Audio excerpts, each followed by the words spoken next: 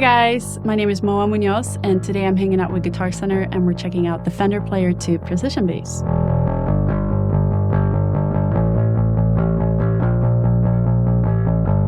I am currently on tour as the bass player for Olivia Rodrigo, and I'm a songwriter for visual media. I have a few different projects, my main one being Mosh Party. I grew up in a small town playing in bands. There wasn't really much to do. My first bass was a jazz bass in Candy Apple Red, but I was into hard rock and metal, and I saw Steve Harris play the P bass. So, I mean, if Steve Harris plays the P bass, you know? Then I started working at Guitar Center. That was my first job in LA, and I just came across so many great P basses. And my dad is also a bass player, and he would tell me that you don't pick your bass, the bass picks you. So here we are.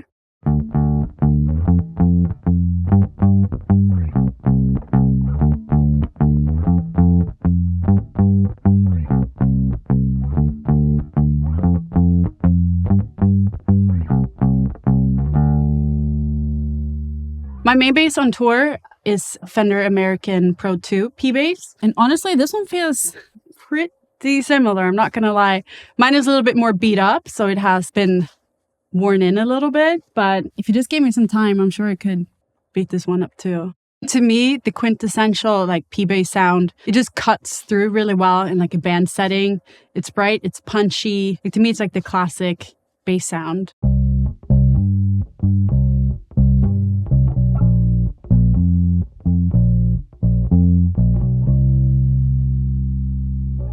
So the first thing I noticed with this bass was how smooth the neck feels, the satin neck and the rolled edges. It makes it really easy to move around the neck. It's also pretty heavy, feels like a solid bass. It's a little clean for my taste, but can work on that.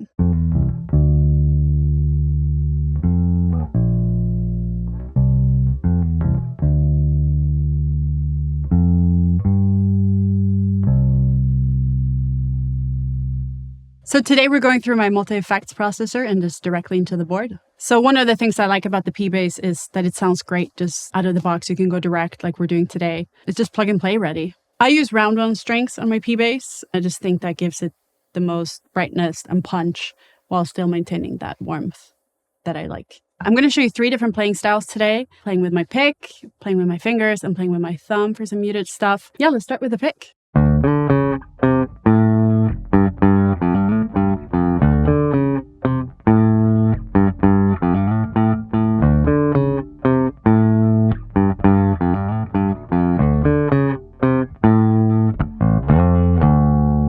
I like playing a pick on a P bass because it just gives it that rock, gritty, it's great for riffing kind of vibe. I'm going to play with a pick again and just give you a straight up rock chord progression and with a little bit of distortion on it and see how that sounds.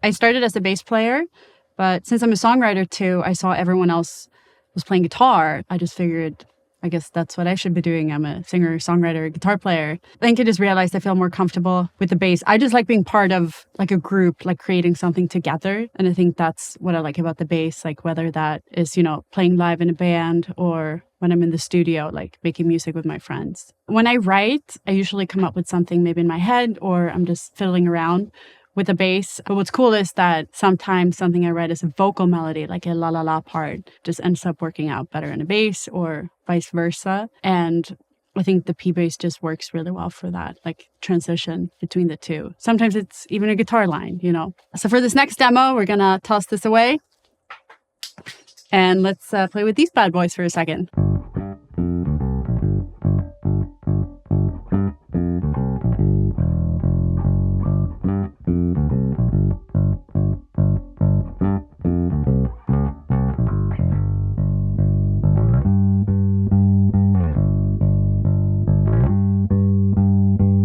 So I like playing with my fingers for a warmer, rounder sound, and it might be more fitting if I'm playing a ballad or something like that. So now I'm going to add a little bit of drive just to show you kind of what it sounds like to play with my fingers, to still get that warmth, and like how you can still make it sound like super rock.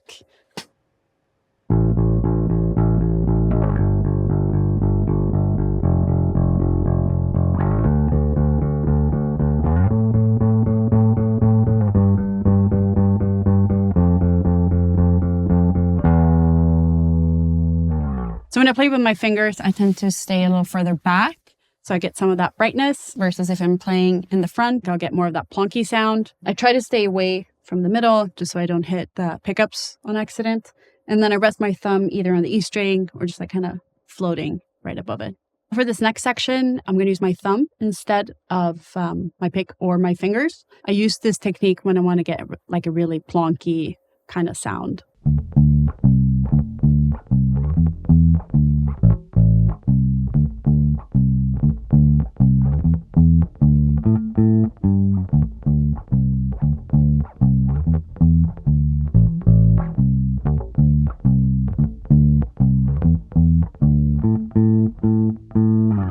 Most players just tend to leave both the volume and the tone up at 10. And trust me, I'd leave mine at 11 if I could.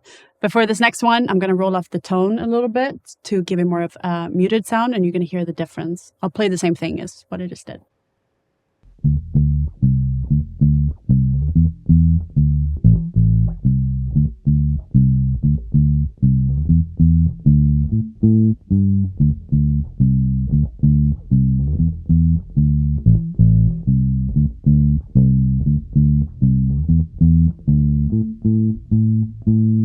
Another time I'd use my thumb is when I try to play like really long, subby notes, kind of trying to simulate a synth bass. Let me show you an example.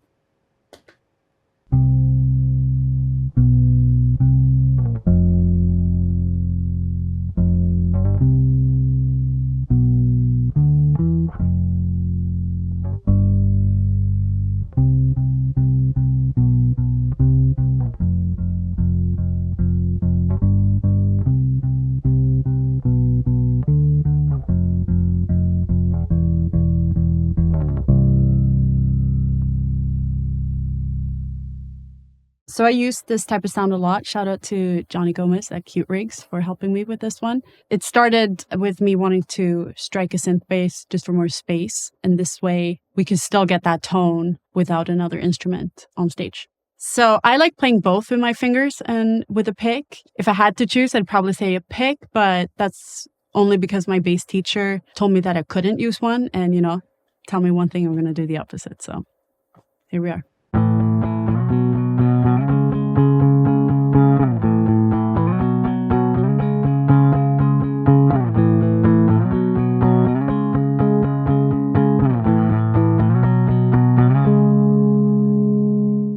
Unpopular opinion maybe, but I don't think you need to spend thousands of dollars on a bass if you have a good guitar tech. And if I just got some time to beat this one up a little, I don't know if I could tell the difference between this one and the 60s P bass that we use at the studio. Seeing this bass and like the black finish makes me want to start a skate punk band and wear it really, really low.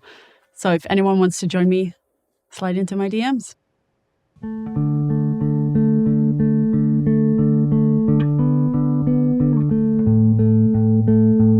If you want to learn more about the Fender Player 2 Precision Bass, you can go to guitarcenter.com, contact one of their expert gear advisors, or go to your local GC and check it out for yourself.